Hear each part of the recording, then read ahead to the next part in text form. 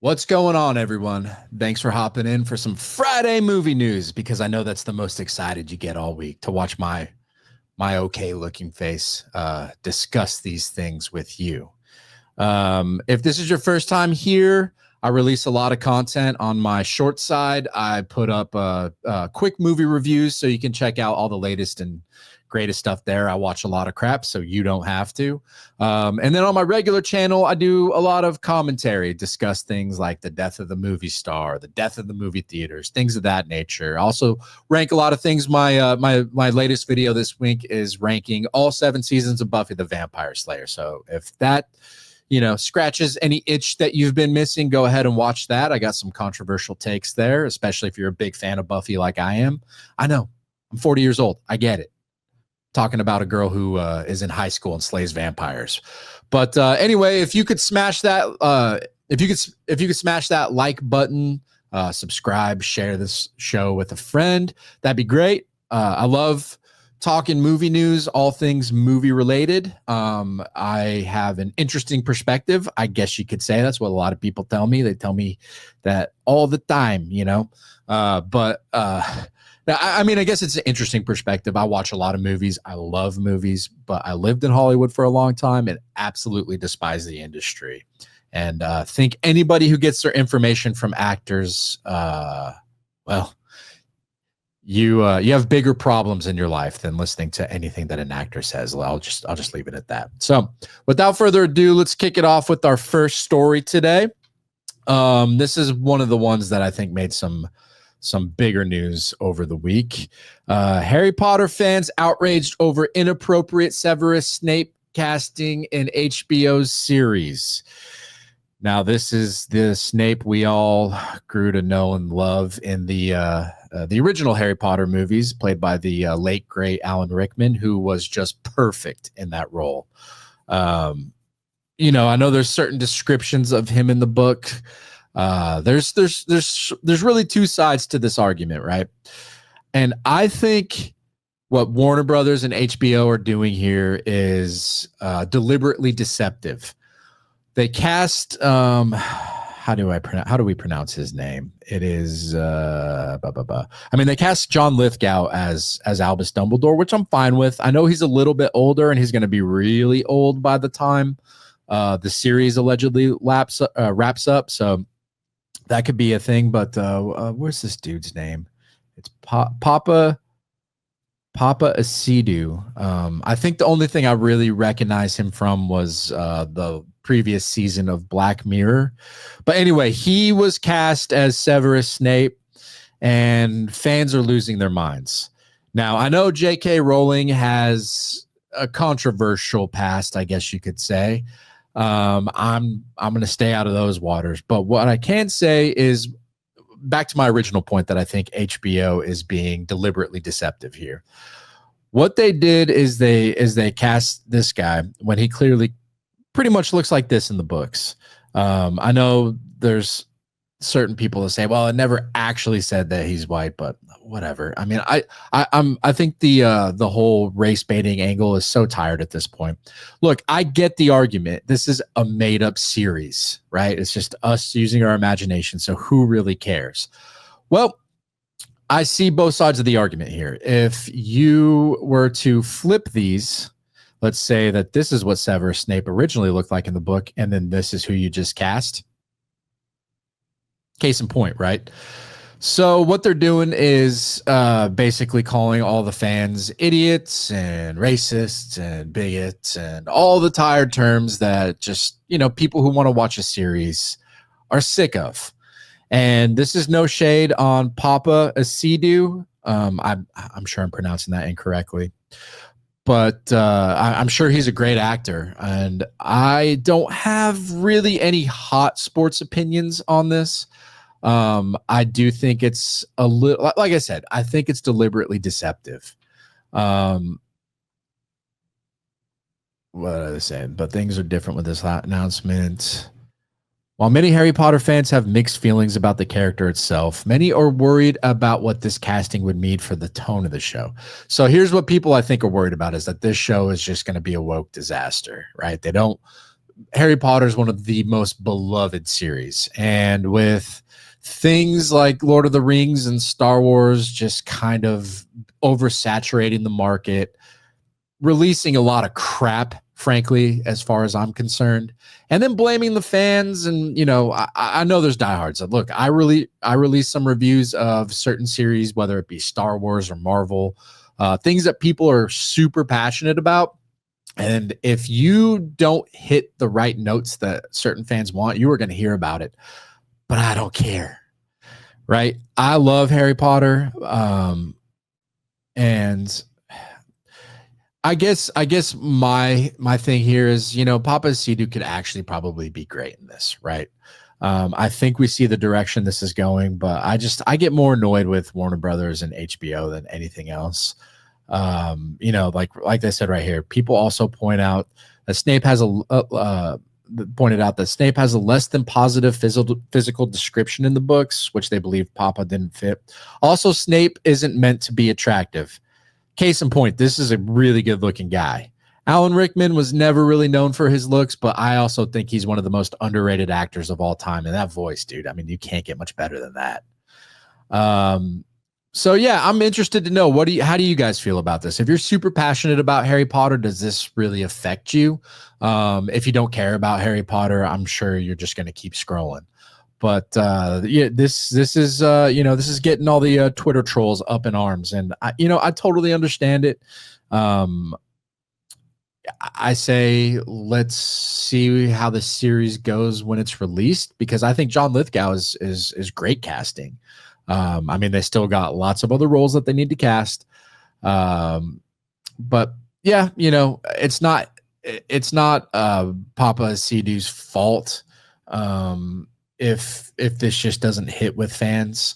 But it's going to be interesting to see where everything goes here.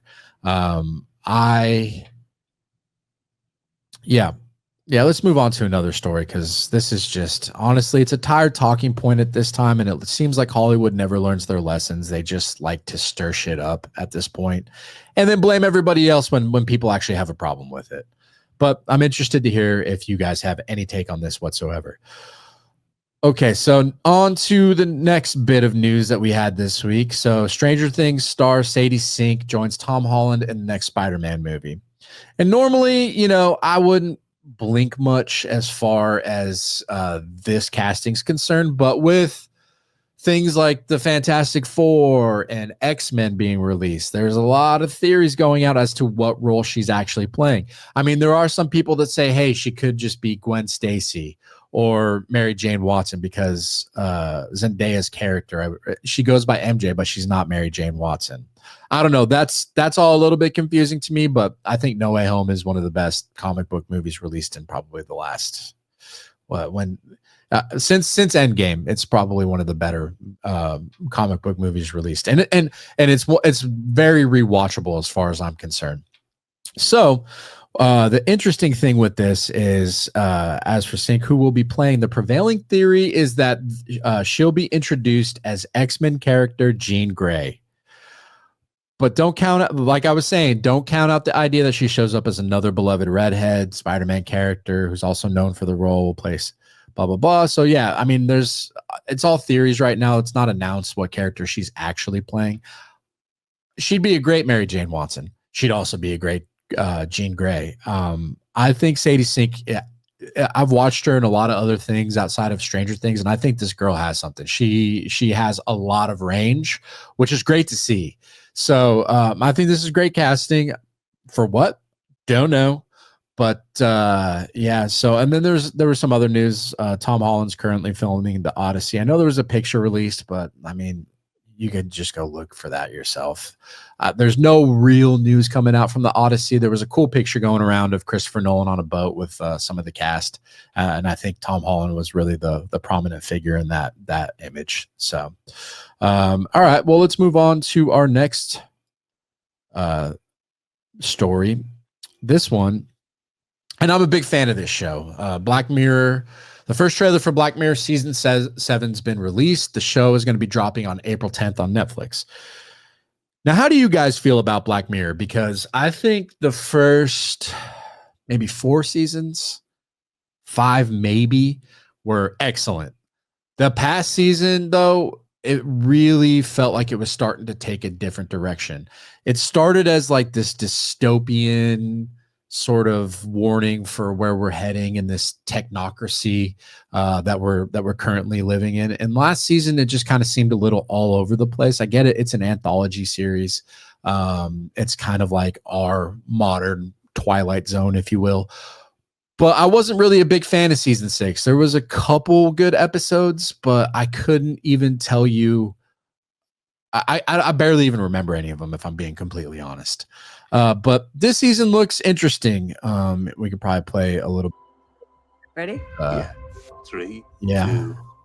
And So, it looks like they're kind of going back to their roots a little bit. It's got a decent cast. Of course, we got to put Aquafina in it because she Kids love honey. is the That's why parents love honey. she's basically become the female version of Pedro Pascal. If you need a character in a movie,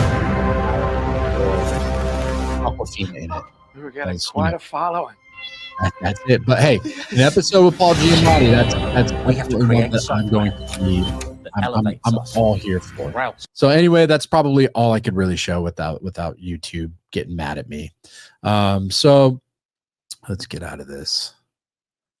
Black Mirror dropping this, and time reminds us we're already living in an episode. Yeah, so that's the funny thing is like it's kind of become a running gag right now that we're already living in a Black Mirror episode. And hey, come on, I have lots of theories going on. We could be in a simulation. Is that something you share? I don't know. My wife thinks I'm an idiot when I start talking deep about this stuff, and that's totally fair. But all right, so on to the next one. So this was just released this week. Lilo and Stitch official trailer. Now, I am not a fan of any of well, I take that back. I'm not a fan of all the Disney remakes that have come out. Really, I think the only decent ones are Pete's Dragon, Cinderella, and The Jungle Book. Every other one I can live without. Just go watch the originals. They're way better and more enjoyable. They add way too much crap. The CGI doesn't look good. They're just they don't have the same appeal. Now, Lilo and Stitch looks like Disney learned a lesson here, because what we do have coming out very shortly is the new Snow White movie with the internet's favorite punching bag, Rachel Zegler, the beautiful Gal Gadot. And that movie seems to be a roller coaster that hasn't been serviced in a while, and it's about to just crash hard. It's shaping up to be a box office disaster. Really nobody seems to be looking forward to that movie. The Seven Dwarves look like CGI nightmares. If I was a kid, it'd probably scare me. You got people like Peter Dinklage coming out and saying that they ruined dwarves for Hollywood, and then now you have actual dwarf actors coming out being like, why didn't you cast us? So it's that movie seems like a lose-lose proposition in every facet of the way. Plus your girl Rachel Zegler, she's out there mouthing off, saying a lot of things that really everything she seems to say now gets hit with a fine-tooth comb. People don't like it, but it is a very interesting time to live in when a Snow White movie really isn't getting parents or kids or anybody excited. I got 3 kids myself, and the youngest one loves all things Disney. And even she's like, I don't know, that one looks kind of weird.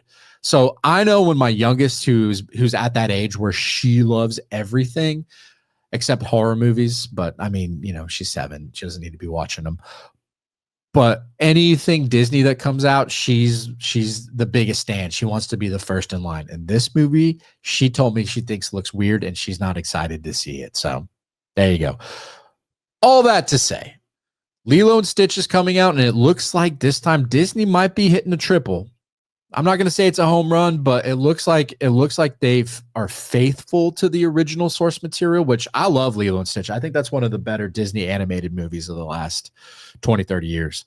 But anyway, let's watch a little bit of the trailer. I know that Disney We have And apprehended all a dangerous happy with all of it. experiment. Where No. is he? He escaped. He's trying to find the police cruisers. So right there, like this stuff right here, I've seen side by side comparisons from this trailer to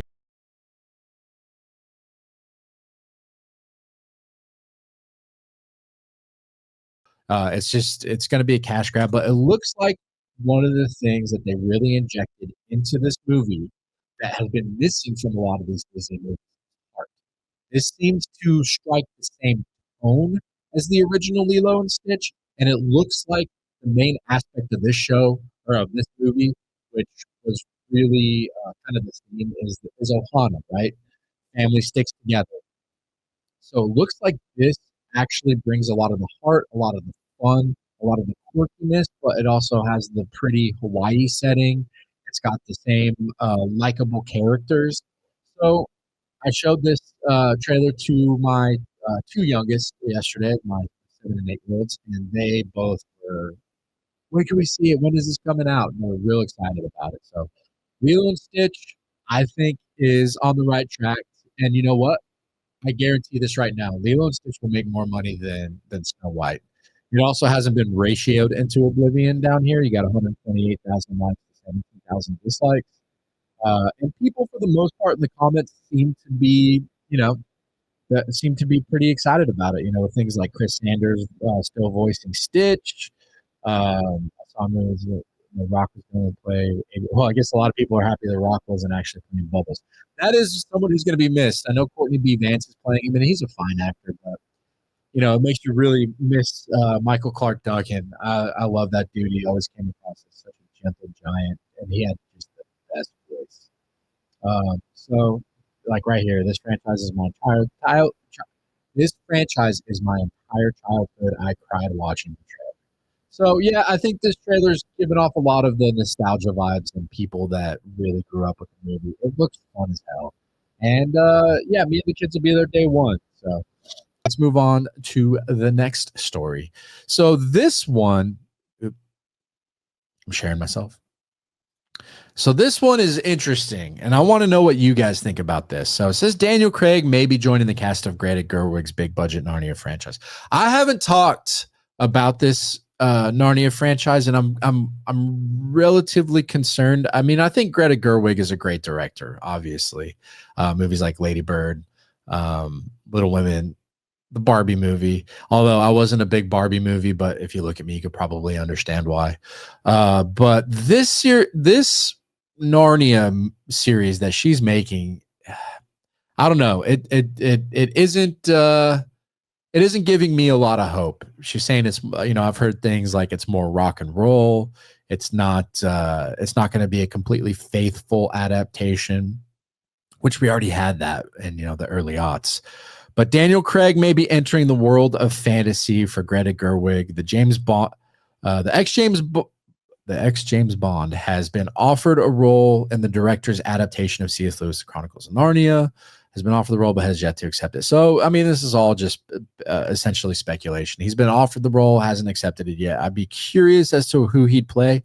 Maybe, I mean, it's going to be hard to top Liam Neeson as Aslan. He was great with that voice. I mean, the CGI has come a long way since then, but what's funny is I made a video, or I was going to make a video, and then I didn't want to spend any more time on it. But CGI is interesting these days. We've made so many advancements, yet there are still movies from like 2003. Hell, go back and watch The Lord of the Rings from the early 2000s, and those hold up better than most movies nowadays. Green screen has really started to rot the industry as far as how things look. It gives off these uncanny valley vibes, and it really diminishes the quality of product. It takes me out of so many movies. Like if you saw the new Captain America Brave New World, the last third of the movie, especially the part where they're all by the cherry blossoms and it's the Red Hulk versus Captain America, it's just green screen hell. It looks awful. It's distracting as hell. And even if that was a good movie, it's not, it's not going, it just, it ruins the experience. I think even it's not a good movie. You know, I don't think there's too many that disagree with me there. There may be, but it's not a movie that is memorable. The plot was weak as hell. Most of the action sequences weren't very good, although the aerial stuff I thought was pretty fun. But they introduced a bunch of stuff, and it was essentially a sequel to the 2008's The Incredible Hulk with Edward Norton. Yet the Hulk's not in the movie, so it was a lot. It was dangling a lot of member berries while also introducing us to our new Captain America.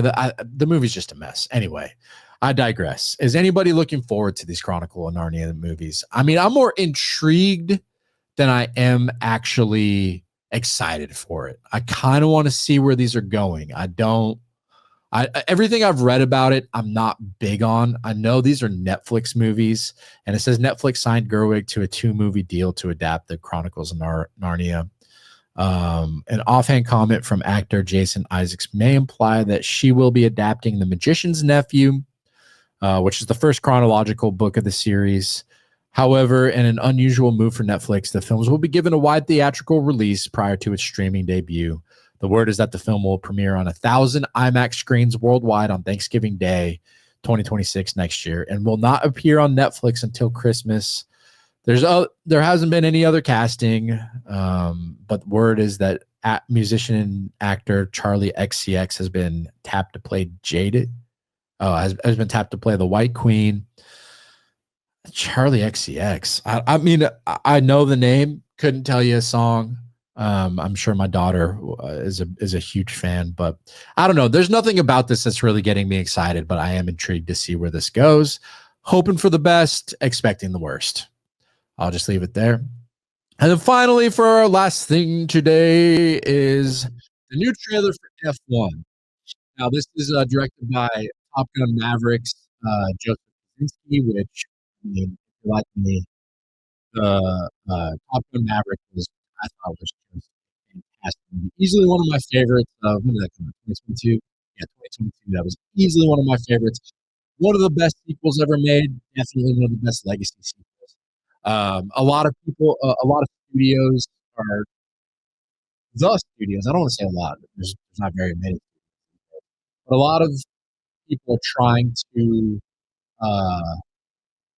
replicate that formula, make these legacy sequels 20, 30 years later, and they're just not good. Top Gun Maverick does it masterfully. I know they're in the talks about making a new one, so hopefully that can live up to it. But I think this movie looks like a summer blockbuster. Now, it is expensive as hell. I think it's another $300 million movie because Hollywood loves spending ridiculous amounts of money on these products only for them to flop miserably at the box office. Or you could be like that new movie Electric State that just came out on Netflix, $320 million, and it's a giant turd. Looks great, beautiful turd painted in gold, but man, is it not good. Is it not a good movie? It is. It's definitely not getting my hopes up for Avengers Doomsday. I'll put it that way. But anyway, did you guys watch this trailer? So I mean, I think it looks great. It looks like it has all the action. I'm not a big F1 guy, so I don't know how well this movie is going to perform in the States. But I do think worldwide, this movie has potential to be pretty big. Will it make its budget back? I hope so. Joseph Kosinski is a very promising director. I think his work for the most part is really solid. You got Brad Pitt in there. You got Javier Bardem. I mean, there's the cast is really solid. The action looks great. I had a buddy who was actually in Europe at the time when they were filming some of this movie, and he got to see some of this stuff. He's a huge F1 guy. But yeah, I mean, just like here's one of my hot takes, and I don't know if it's necessarily a hot take, but the Formula One movies have been great as of late. I thought Gran Turismo was actually that movie surprised the hell out of me. It's not the most. It's more than surface level. It actually has some deep character development. It actually has some good family drama. It has some great racing scenes. Some pretty solid use of CGI. That movie was actually a really big surprise to me when it came out. And then Ford versus Ferrari is phenomenal. I think easily one of James Mangold's best movies. So I'm interested to hear what you guys have to say. Are you looking forward to F1? Yeah, so I think that's really going to do it for this week. I mean, there was a ton of trailers that were released this week because we're approaching that blockbuster season. So there's a lot. I think 2025 may be a better summer blockbuster fair than 2024.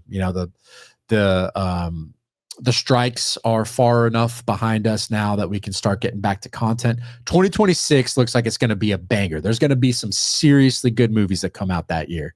But 2025, I think, is shaping up okay. How do you guys feel about it? I hear all the time that I hear all the time from just regular normies who don't really do what I do or watch as many movies as I do that they don't make good movies. And they're onto something. I mean, I get it. There's definitely an argument to be had there. But the problem is, I think, is just there's so much content. There's so many damn movies. They do make a lot of good movies. The problem is people aren't watching them. And that's no slight against regular people. I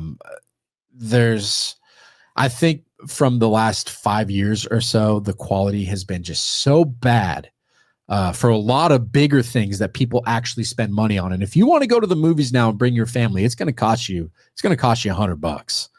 It's not cheap. People are on their phones all the time in the theater. People still they haven't gotten the memo that no one wants to hear talking while they're watching a movie theater. While they're watching a movie in the movie theater. So there's a lot of problems with the movie theater. I'm not sure what the solution is to this. I have talked to some people, and I think the checking your phone before you go into the theater may be a solid way to go forward, especially for bigger movies when you have huge audiences in there. They do it at a lot of comedy clubs. They do it at some rock venues now. There should be maybe a designated area at movie theaters where people just check their phones. And if you need to talk, step out of the theater, go to the designated talking area and talk on your phone there. But yeah, all that to say, are you guys looking forward to any of these movies? How do you feel about the Snape casting? How do you think the Lilo and Stitch movie is going to look? It wasn't the biggest news week, but there's a lot of content coming out where trailers were released. So I figured we'd talk about it. Anyway, thanks for joining me on this Friday. I release one of these once a week, every Friday movie news. Your support really does help. So if you could like this video, share it with somebody, go watch my other content. This is just me kind of spitballing off the cuff things. I don't have a script or anything. I just kind of want to talk about the news and talk to you guys personally. But some of my other content, my other videos on YouTube, I think they're fun. I'm an editor in real life, so I try to utilize my skills to the best of its ability, write out my scripts, try to make it more than just a surface level thing. I try to make it more thought-provoking and present it with some fun graphics and things of that nature. So anyway, as I said, give me a like, subscribe, and then catch me here again next week, same time, same place. Appreciate you guys. Have a good one. Enjoy your weekend, and we'll see what news we have coming up next. Catch you later, friends. That talks too much. I'm just a jackass of all trades. Don't know shit. I'll keep on talking, acting like I'm so legit. From politics to sports, I'll spout my fake wit.